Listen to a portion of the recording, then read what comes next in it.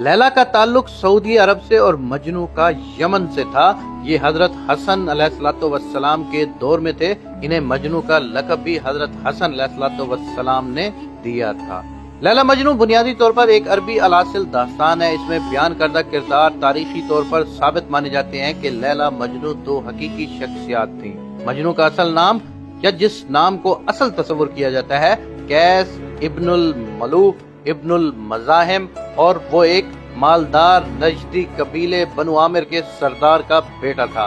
لیلا کا نام لیلا بنت مہدی ابن سعد بیان کیا جاتا ہے۔ نظامی گنجوی کے قصے لیلا مجنو کے مطابق لیلا اور مجنو بچپن میں ایک ہی مدرسے میں پڑھنے جاتے تھے، تبھی ان میں باہمی تعلق پیدا ہوا۔ بچپن میں قیس اور لیلا دونوں اپنے قبیلے کی بکریاں چراتے تھے اور ساتھ بیٹھتے اور آپس میں باتیں کرتے تھے۔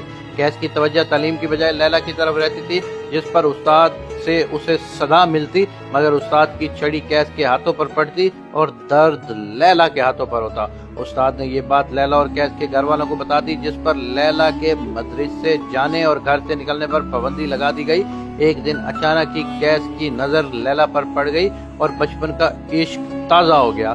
قیس نے لیلا کا ہاتھ مانگا، مگر لیلا کے باپ نے انکار کر دیا۔ لیلا کے بھائی تبریز نے قیس کو مارنے کی کوشش کی، مگر قیس نے اسی کو قتل کر دیا، جس پر قیس کو سرعام محبت کا اظہار کرنے اور لیلا کے بھائی کو مارنے پر سنسار کرنے کی سزا سنائی گئی۔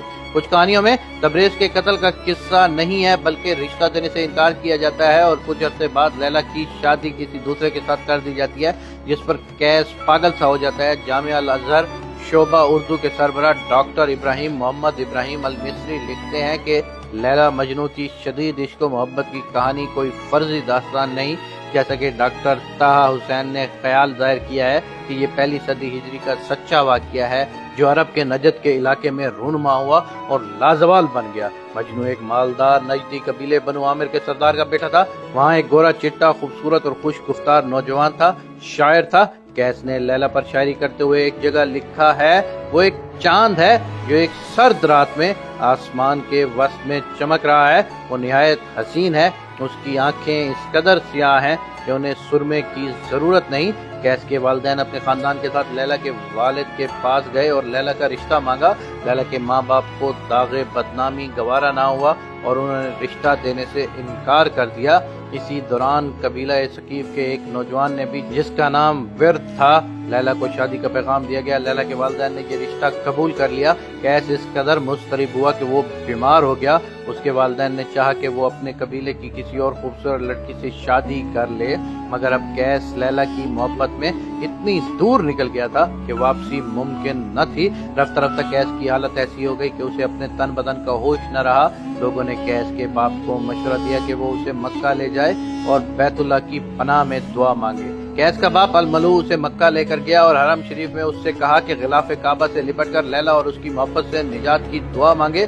اس کے جواب میں جب قیس نے یہ دعا مانگی، اے اللہ مجھے لیلا اور اس کی قربت عطا فرما، تو الملو قیس کو واپس لے آئے۔ راستے میں اس نے ایک جگہ پہاڑی پر اپنے آپ کو گرانے کی بھی کوشش کی، مگر لوگوں نے پکڑ لیا۔ اپنے قبیلے میں واپس پہنچ کر قیس کا باپ ایک بار پھر لیلا کے باپ کے پاس گیا تاکہ اسے لیلا کی اپنے بیٹے سے شادی پر آمادہ کرنے کی کوشش کرے، مگر پھر انکار ہو گیا۔ لیلا کی شادی اس دوسرے لڑکے سے کر دی گئی جس کا پیغام آیا تھا۔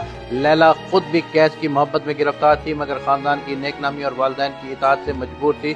قیس کو یہ معلوم ہوا کہ لیلا کی شادی ہو گئی ہے تو اس پر قیامت ٹوٹ پڑی۔ اس کا ذہنی توازن بگڑ گیا، وہ اپنے وجود کو بھول گیا، گوشہ نشیں ہو گیا اور پھر ایک دن صحرا میں نکل گیا۔ لیلا کو آوازیں دیتا، پہاڑوں، درختوں اور جنگلی جانوروں سے پوچھتا، لیلا کہاں ہے؟ اسی حال میں ایک دن اس کی نظر ایک ہرنی پر پڑی۔